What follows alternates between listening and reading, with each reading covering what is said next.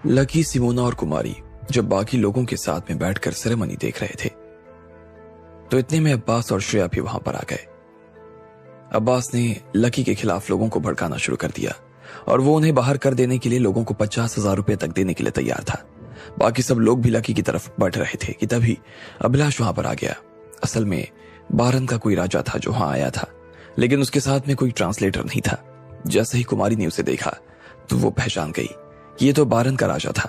उसने अपना दिमाग लगाया और फिर जोर से बोली, क्या यहाँ पे बारन की रानी नहीं आने वाली है? अभिलाष ने उसे देखा और फिर एक गहरी सांस लेते हुए कहा, बारन की रानी भी आने वाली थी, लेकिन वो आज पता नहीं क्यों नहीं आ पाई। अब रानी को इंग्लिश नहीं आती। ये सुनते ही कुमारी का चेहरा पूरी तरीके से खिल गया। वो लकी के कान के पास में आई और उसने कहा, जो भाषा की ये बात कर रही है ना, वो मुझे आती है। क्या? सही में? लकी उसकी बात सुनकर चौंक गया। एक बार के लिए तो उसे विश्वास नहीं हो रहा था, लेकिन जैसे उसने घूमकर कुमारी का चेहरा देखा तो वो मारे खुशी के पागल हो गया। उसकी शक्ल देखकर ऐसा लग रहा था जैसे कुमारी आज की शाम सब लोगों के सामने उस रानी की बातों का अनुवाद कर सकती थी। लेकिन उसे ये समझ में नहीं आ रहा था कि आखिर वो रानी चाह क्या रही थी। इससे पहले कि लकी अपनी तरफ से कुछ कहता, उसने पहले ही कुमारी ने अपना हाथ उठाया और बोली, अभिलाष जी, मैं ये भाषा बोल सकती हूँ। जैसे ही उसने इतना पर कहा कि सब लोग उसकी तरफ देखने लगे और उसकी शक्ल देखते ही अभिलाष ने कहा, अच्छा सच में क्या ये तुम काम कर सकती हो? देखो, अगर तुम कॉन्फिडेंट हो तो आ जाओ, क्योंकि मुझे इस भाषा को बोलने वाले की जरूरत है। मुझे मालूम नहीं कि तुम सही बोल पाओगी या नहीं बोल पाओगी, क्योंकि मुझे ये भाषा आती नहीं और मैं तुम्हारा एड्रेस नहीं ले पाऊंगा। पर अगर तुम कर सकती हो, कॉन्फिडेंट हो, सही बता रही हो, तो आ सकती हो और इतने सारे लोगों के सामने खुद को साबित कर सकती हो। आ जाओ, अभिलाष ने कहा और फिर वो बाहर की तरफ आने लगा। इधर लकी भी कुमारी को अपने साथ लेकर बाहर की तरफ आने लगा था।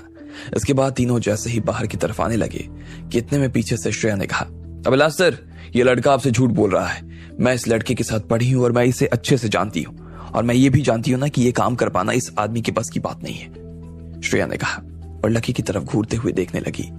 बाकी सब लोग भी ऐसा कर रहे थे और शायद लकी ने ये बात इसलिए कही थी ताकि वो यहां से बाहर निकल सके। अब अगर लकी यहां से ऐसे ही निकल जाता तो इन लोगों के हाथ से पैसा कमाने की अपॉर्चुनिटी जा सकती थी और वो लोग इसे ऐसे नहीं जाने देना चाहते थे। ऐसे में बाकी लोगों ने भी लकी के बारे में वैसी ही टिप्पणी करनी शुरू कर दी। अभिलाष सर, इसके बस की बात नहीं है। अरे सर, अगर इसने ऐसा कर लिया तो मैं जिंदगी भर के लिए ना एक पैर पे चलूंगा। हाँ, एक तो एक नंबर का ही फटीचर आदमी है सर। इसे ठीक से इंग्लिश पढ़नी नहीं आती होगी और ये लड़का खुद की कोई पढ़ी लिखी इसकी हैसियत नहीं। ऐसे में ये दूसरी भाषा कैसे बोल सकता है? हम इसे ऐसे झूठ बोलकर ना यहां से जाने नहीं देने वाले सर। अब अभिलाष के मन में भी लकी के लिए शक पैदा हो गया। उसे भी यही लगने लगा कि लकी ने जिस तरह के कपड़े पहने थे और जिस तरह के उसके हाल नजर आ रहे थे, उसे देखकर ऐसा नहीं लग रहा था कि उसे विश्वास किया जा सके कि उसे वो भाषा आती होगी। लेकिन अभिलाष को लगा कि उसकी बात सुनने के अलावा उसके पास इस वक्त और कोई चारा भी नहीं था, इसलिए उसने ना चाहते हुए भी उसके साथ में कोशिश करना जरूरी समझा। अरे तुम चलो यार, जो होगा देखा जाएगा, अभिलाष ने कहा। रानी वहां पर बैठी घबरा रही थी और अभिलाष का इंतजार कर रही थी, इसलिए अभिलाष उन्हें अपने साथ लेकर अपने ऑफिस में आ गए। अब जैसे ही उनके डायरेक्टर ने अभिलाष को कुमारी और लकी के साथ देखा तो एक बार के लिए उनका दिमाग खराब हो गया। लेकिन फिर जब अभिलाष ने बताया कि वो मलय बोल सकती थी तो खुशी के मारे उछल पड़े। उसने लकी और कुमारी को अपने साथ में खींचा और कुछ लोगों से मिलवाने लगे। जी नहीं, आप गलत समझ रहे हैं, असल में मैं वो भाषा नहीं बोल पाता हूँ, लकी ने शर्माते हुए कहा। क्या तुम नहीं बोल सकते हो तो तुम फिर यहाँ क्या कर रहे हो? डायरेक्टर का सारा गुस्सा उसकी नाक पर आकर बैठ गया। इतने में लकी ने उसे शांत करवाने के लिए कहा, अरे नहीं सर, आपको गुस्सा होने की जरूरत नहीं है। मेरे साथ जो ये लड़की है ना, ये बोल सकती है, लकी ने कहा और फिर कुमारी को उनके सामने लाकर खड़ा कर दिया। कुमारी और रानी के साथ में आए हुए लोगों ने उस भाषा में एक दूसरे से बात की और उन लोगों की बात सुनकर अभिलाष और उस डायरेक्टर की जान में जान आ गई और वो लोग पागलों की तरह हंसने लगे। अब ऐसे में कुमारी ने उस डायरेक्टर की तरफ देखा और कहा, मैं आपको ये बता सकती हूँ कि वो क्या कह रहे हैं, लेकिन मैं कैमरे के सामने आकर खड़ी नहीं हो सकती। हम लोग चाहे तो ऐसा कर सकते हैं कि मैं पीछे से हिंदी में बोल दूं और कैमरे के सामने उसे कोई और आकर बोल दे। क्या बोलते हो, सही रहेगा ये? डायरेक्टर ने कुमारी की बात को थोड़ी देर के लिए सोचा और फिर उसने कहा, हाँ ऐसा हो सकता है। वो भी इस बात के लिए राजी हो गया क्योंकि उसके हिसाब से कुमारी भी अच्छी नहीं लगती थी और अगर वो उसके सामने टीवी पर आते तो लोग उन्हें पसंद नहीं करते और उनकी बदनामी भी होती। इसलिए कुमारी ने जो सुझाव दिया था वो उन लोगों को सही लगा। डायरेक्टर, मुझे लगता है कि आप जिस इंग्लिश बोलने वाली लड़की को ढूंढ रहे हैं ना, मेरे पास वो लड़की भी है। मेरी एक दोस्त है जो इस मामले में मदद कर सकती है। लकी ने उस डायरेक्टर की तरफ देखते हुए कहा। जब उसे याद आया कि किस तरह से श्रेया ने अभी सिमोना की फजीहत की थी, लकी को लग रहा था कि यह बहुत अच्छा मौका था कि सिमोना उसे उसी की भाषा में पलट कर जवाब दे। अच्छा ठीक है, तो उसे भी बुला लो, डायरेक्टर ने कहा। उसे भी मालूम था कि उसके पास में ज्यादा वक्त नहीं था। ऐसे में जो लकी कह रहा था वो सही कह रहा था। लकी तुरंत फिर से हॉल में गया और वहां से सिमोना को बुला लाया।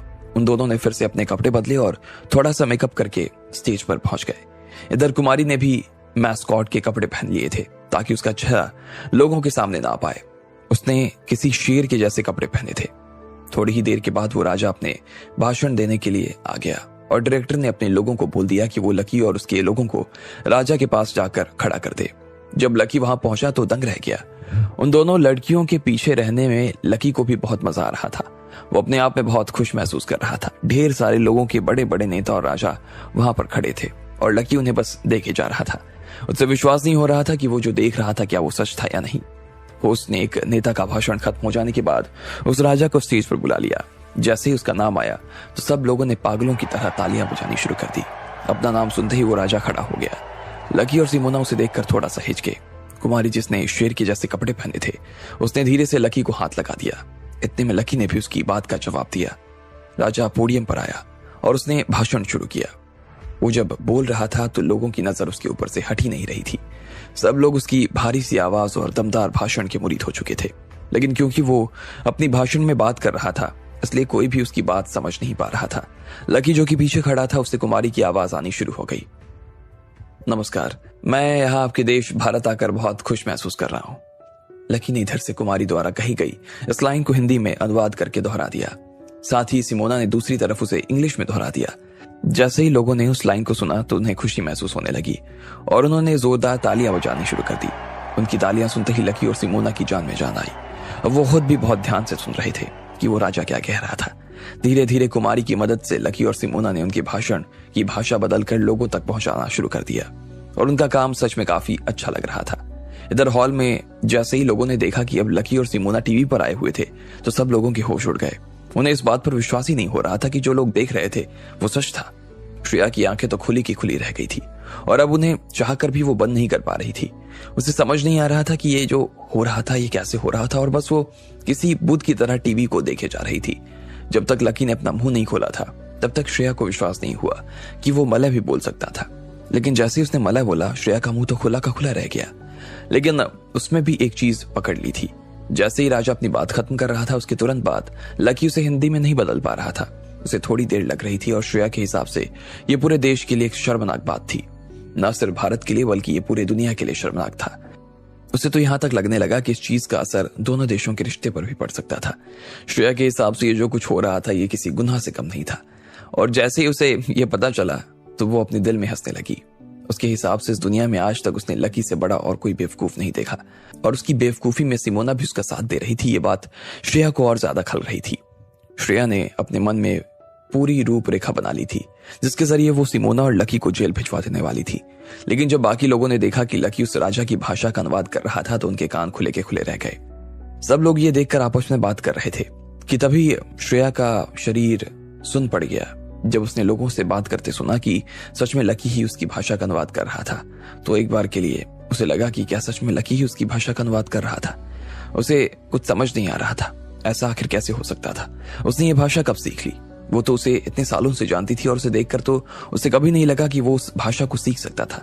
2 साल में वैसे भी कोई इतनी मुश्किल भाषा को कोई इतनी अच्छे से कैसे सीख सकता था। बाकी लोगों ने देखा अब कैमरा लकी और सिमोना पर से हट गया और वो सिर्फ राजा पर ही रह गया था। उसे देखते ही लोग समझ गए कि लकी और सिमोना अंदर आने वाले थे। क्या गजब लोग है ना, कितने अच्छे से उस राजा की भाषा बोल रहे थे और कैमरा भी पूरे टाइम उन पर ही लगा हुआ था। पूरे देश ने उन दोनों को देखा होगा। मुझे तो उनसे जलन हो रही है यार। हम तो इन्हें बाहर निकालने की सोच रहे थे और देखो इन्होंने हमारी नाक बचा ली। सब लोगों के सुर अब बदल चुके थे। अब आगे क्या होने वाला था? क्या श्रेया उनकी जुबान बदल पाती फिर से? आपको क्या लगता है, क्या होंगे इन सभी सवालों के जवाब?